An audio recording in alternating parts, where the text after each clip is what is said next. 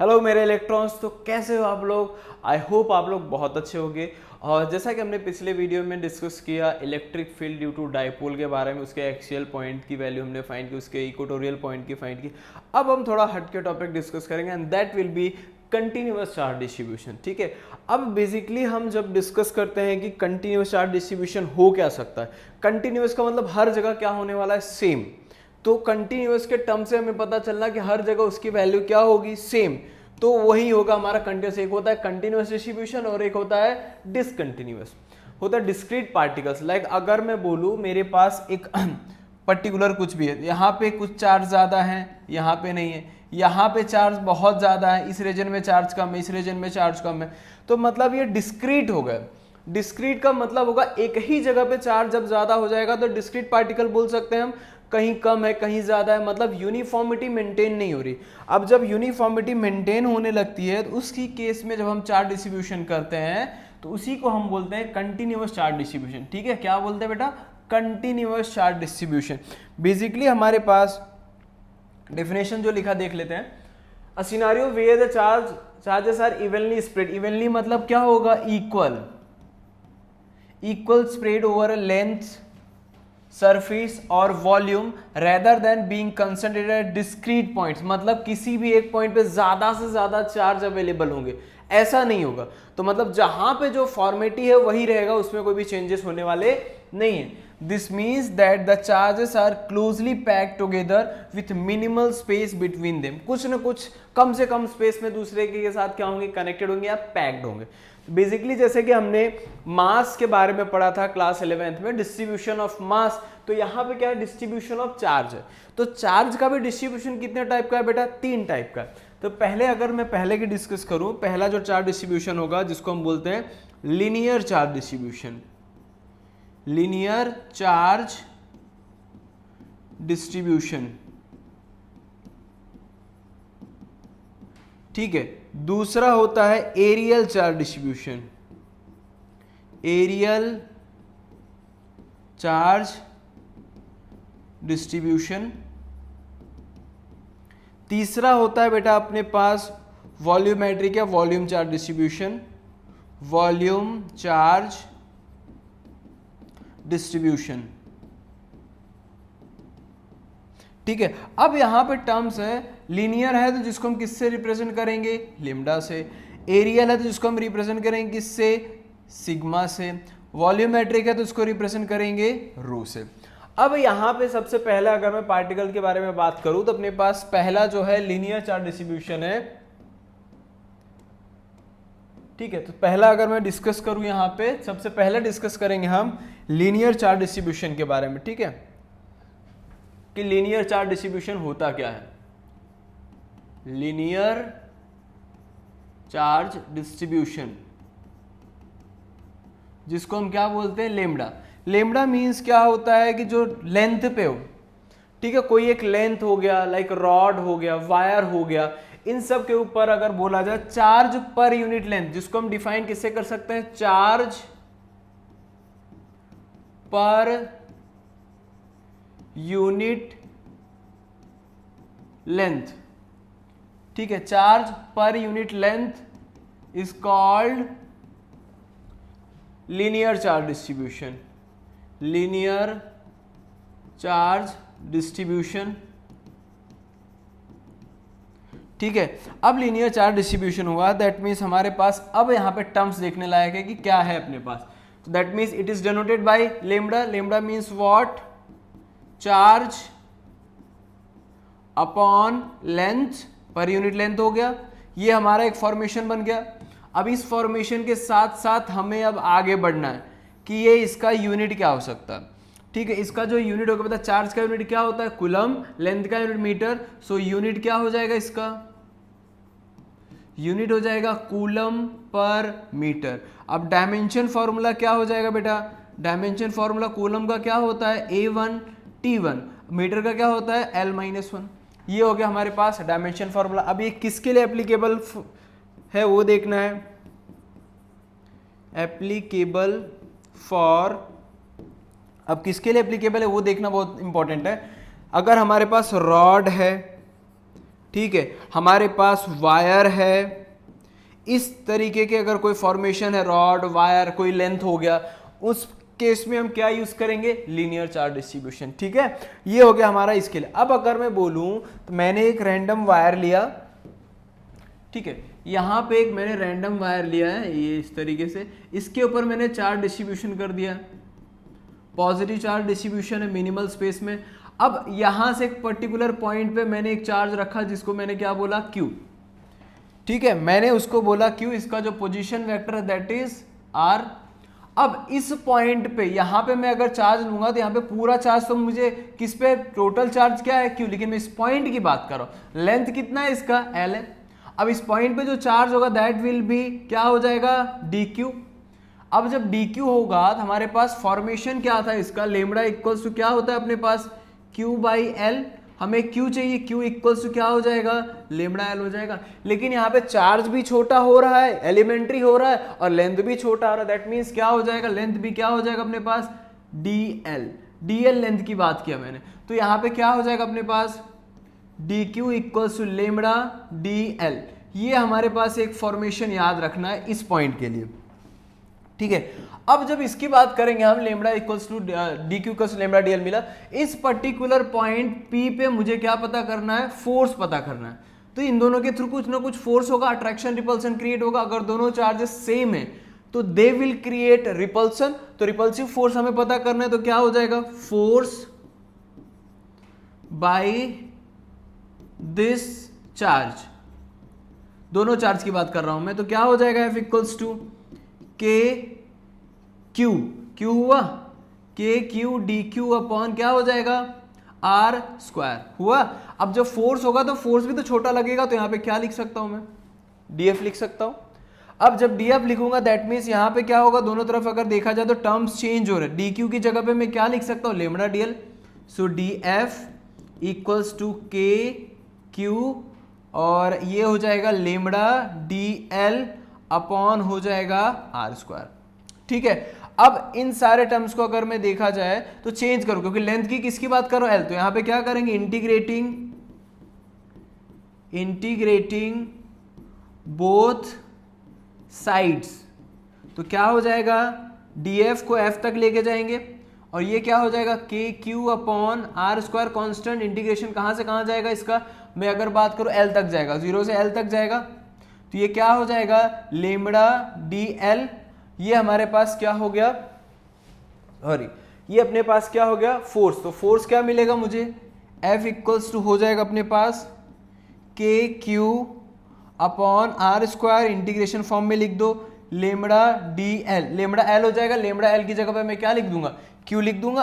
अब अपने पास ये फॉर्मेशन मिला। ठीक है, अब हमने क्या किया, इतना टर्म सिंपल किया, तो ये एफ की वैल्यू मिल गई। ठीक है, ये जो f की वैल्यू मिली, सिमिलरली अगर मैं f इक्वल्स टू लिखना चाहूँ, क्या होता है, क्यू ई होता है। मुझे क्या पता करना है, ई इक्वल्स टू क्या हो जाएगा, f अपॉन क्यू। इससे मुझे क्या मिल जाएगा, इलेक्ट्रिक फील्ड मिल जाएगा उस पॉइंट पे। ठीक है, अगर मैं इसको ब्रेक करूंगा तो, क्योंकि घूम फिर के मेरा वही फॉर्म आएगा, f इक्वल्स टू के क्यू बाय आर स्क्वायर ही आएगा। ये किसके लिए हुआ, अपने पास लीनियर चार्ज डिस्ट्रीब्यूशन के लिए। हमने अभी किसके बारे में डिस्कस किया, लीनियर। अब इसी के साथ साथ हम डिस्कस करेंगे एरियल चार्ज डिस्ट्रीब्यूशन के बारे में। एरियल चार्ज डिस्ट्रीब्यूशन अपना क्या है, एक बार आप लोग देख लो, प्रॉपर स्क्रीनशॉट लेना तो ले सकते हो। ओके, अब उसके साथ साथ अपने पास आता है दूसरा है अपने पास areal charge distribution. Areal charge distribution,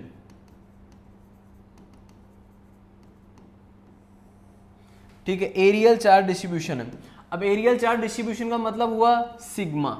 sigma मतलब सेम है, डेफिनेशन में बार बार नहीं लिखूंगा, charge per unit area, that means sigma equals to charge upon area, that means sigma equals to क्या हो जाएगा अपने पास, Q upon A.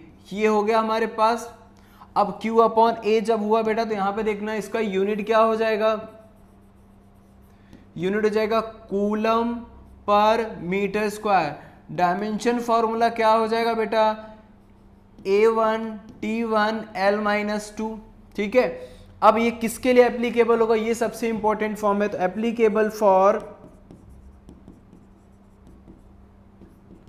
Applicable for बेटा ये इंपॉर्टेंट है अपने लिए, सीट हो सकता है, ठीक है, सीट हो सकता है, या तो कोई भी अपना सरफेस के लिए बोल सकते हैं, स्लैब हो सकता है, ये जिसके लिए बोला जाए उस कंडीशन में हम क्या कर सकते हैं, पता कर सकते हैं। फ्लैट सीट हो सकता है, ये इसके लिए डिस्क हो सकता है, उसके लिए भी, डिस्क के लिए तो नहीं, सीट के लिए इतना याद रखो आप, ठीक है। अब इसी के साथ साथ अगर मैं सिमिलर केस में डिस्कस करूं, मेरे पास एक सेकेंड, ठीक है। अब जैसे कि मैंने किसका, एरियल की बात किया, एरियल मतलब ये अपने पास कोई भी एक सिस्टम हो गया, सिस्टम में चार्जेस मैंने दिए हुए, सिस्टम में चार्जेस हो गए,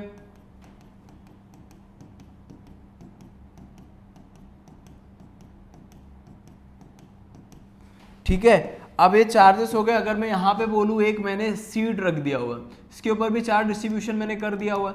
अब इस सीट पे यहां एक पॉइंट पे चार्ज क्या है, Q है, इसका भी पोजीशन वेक्टर क्या है, R है। अब यहाँ पे मुझे बताने की जरूरत नहीं क्योंकि पूरा सरफेस क्या था, S था, सॉरी एरिया अगर बोलो तो A बोल सकते हो। अब यहाँ पे जब एरिया यहाँ पे S था पूरा, बस छोटा सा पोर्शन लिया तो एरिया भी एलिमेंट्री पोर्शन में काउंट होगा, दैट विल भी क्या हो जाएगा हमारे पास, DA हो जाएगा। हमें पता है डेफिनेशन के बेस पे क्या होता है, Q अपॉन A होता है। अगर मैं Q को सब्जेक्ट बनाऊं क्योंकि चार्ज भी छोटा हो रहा है, एरिया पोर्शन भी छोटा है, तो सिग्मा इक्वल्स टू क्या हो जाएगा, dq अपॉन dA। अब जब dq को सब्जेक्ट बनाएंगे तो क्या हो जाएगा, सिग्मा dA, क्या लिख दिया मैंने, सॉरी सिग्मा dA हो गया, ये हो गया अपने पास। सिमिलरली फोर्स के लिए, फोर्स इस पॉइंट की वजह से फोर्स क्या हो जाएगा, F equals to KQ dq upon क्या हो जाएगा, R स्क्वायर। फोर्स भी छोटा होगा, पोर्शन छोटा है, दैट मीन्स वही कंडीशन बार बार इंटीग्रेशन वाला, इंटीग्रेशन dF कर दिया हमने, ये KQ upon R square common निकल गया। अब इसमें हमें कॉमन dq की जगह पे क्या लिख सकते हैं, सिग्मा dA, तो क्या हो जाएगा सिग्मा dA। अब ये कहाँ से कहाँ जाएगा, A तक जाएगा। ये हो गया अपने पास फॉर्मेशन। इसके बाद का सेम पिछले वाले के जैसे ही करेंगे, इसमें कोई भी चेंजेस नहीं। फिर एट द एंड लिखना है यहाँ पे F इक्वल्स टू क्या हो जाएगा, Q upon, sorry F equals to QE, so E equals to F upon Q। इससे हमें मिल जाएगा उसका electric field for areal charge distribution, ठीक है, फॉर एरियल चार्ज डिस्ट्रीब्यूशन हमें उसका इलेक्ट्रिक फील्ड मिल जाएगा। अब इसके साथ साथ हम डिस्कस करेंगे बेटा, लास्ट डिस्कस करेंगे, लास्ट होगा हमारे पास, लास्ट है अपने पास volumetric charge distribution, volumetric charge distribution, जिसको हम क्या बोलते हैं, रो।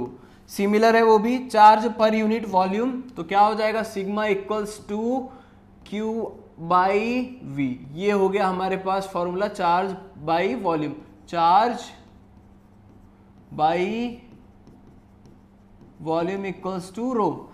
अब इसको अगर मैं आगे एक्सप्लेन करूं तो दैट मीन्स क्या हो जाएगा अपने पास, इसका यूनिट क्या होगा, यूनिट हो जाएगा coulomb per metre cube. Dimension formula क्या हो जाएगा अपना इसका, A1 T1 L-3। अब ये एप्लीकेबल किसके लिए होगा अपने पास, स्फीयर हो सकता है, ठीक है, कोई भी पोर्शन है, वॉल्यूमेट्रिक पोर्शन हो सकता है, लाइक क्यूब हो सकता है, क्यूबॉइड हो सकता है, उसके लिए हम क्या कर सकते हैं, वॉल्यूमेट्रिक डिस्ट्रीब्यूशन यूज कर सकते हैं। सिमिलर केस यहाँ पे भी लेंगे, सपोज ये अपने पास, छोड़ो, सपोज हमने क्या लिया, ये क्यूब लिया है, ठीक है, ये क्यूब हो गया। अब हमने इस पे चार्ज डिस्ट्रीब्यूशन कर दिया, चार्ज डिस्ट्रीब्यूशन हो गया,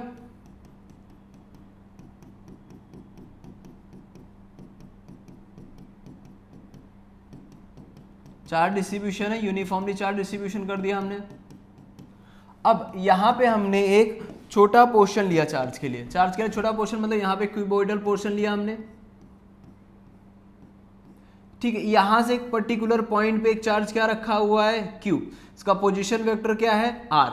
सेम कंडीशन है बेटा, कुछ भी डिफरेंस नहीं है, सेम कंडीशन, आपको घबराना नहीं, सेम कंडीशन है, कोई भी चीजें चेंज नहीं हो रही। यहाँ पे जब पोर्शन होगा तो इस पोर्शन को मैं क्या लिख सकता हूँ, यहाँ पे dV लिख सकता हूँ। पूरा टोटल वॉल्यूम क्या था, V, तो हमने पोर्शन चेंज किया। टोटल चार्ज क्या था, Q, तो हमने यहाँ पे चार्ज भी क्या लिख दिया, dQ। अब फॉर्मेशन तो हमें पता है, rho equals to Q upon V, so rho equals to D Q by D V, so D Q equals to क्या हो जाएगा, रो डी वी। ये हुआ, ये हमारे पास मिल गया। अब वहां पे फोर्स अगर हम निकालेंगे तो फोर्स हमें क्या मिलेगा, फोर्स उस पॉइंट के लिए मिलेगा, मैं बार बार वो टर्म्स नहीं लिख रहा हूँ, डी एफ इक्वल्स टू मिलेगा same k Q D q upon are square. अब डी क्यू की जगह पे क्या लिखेंगे, ये वाला टर्म लिख देंगे। So integration of D F equals to के क्यू, डी क्यू की जगह पे क्या लिखेंगे, rho D V upon are square. Integration किया हमने, ये टर्म चेंज हो जाएगा तो क्या बनेगा, k q rho upon are square क्या बना अपने पास, डी वी। ठीक है, ये अपने पास किसकी वैल्यू मिली, फोर्स की। उन दोनों चार्ज के इंटरेक्शन की वजह से जो भी फोर्स हुआ, मतलब यहाँ पे जो एक छोटा एलिमेंट्री चार्ज है वो, और यहाँ पे जो एक चार्ज है अपना क्यू, उनके बीच जो लगने वाला फोर्स है, अपना फोर्स अट्रैक्टिव भी हो सकता है और रिपल्सिव भी हो सकता है। दोनों चार्ज हमने अगर पॉजिटिव लिया तो फोर्स विल बी रिपल्सिव। तो अपने पास इलेक्ट्रिक फील्ड क्या मिलेगा, E equals to f upon q. इससे हमें इलेक्ट्रिक फील्ड मिल जाएगा इस पॉइंट पे इस चार्ज की वजह से। ठीक है, सो ये रहे हमारे पास 3 distribution of charges, areal, linear और वॉल्यूमेट्रिक। कभी भी अगर लीनियर है तो समझ जाना रॉड या वायर है, ठीक है, और कभी भी अगर अपने पास एरियल आ रहा, सीट आ रहा है या कुछ भी अगर फ्लैट सरफेस आ रहा है तो उसको समझ के चलना है। तीसरा, अगर कभी भी अगर वो वॉल्यूमेट्रिक की बात करा तो स्फीयर मान के चलो, स्फेरिकल शेप मान के चलो, क्यूबॉइडल शेप मान लो, क्यूब मान लो। तो ये सब एग्जांपल्स किसके हो जाएंगे अपने पास, फिर बेटा ये हो जाएंगे अपने पास वॉल्यूमेट्रिक के।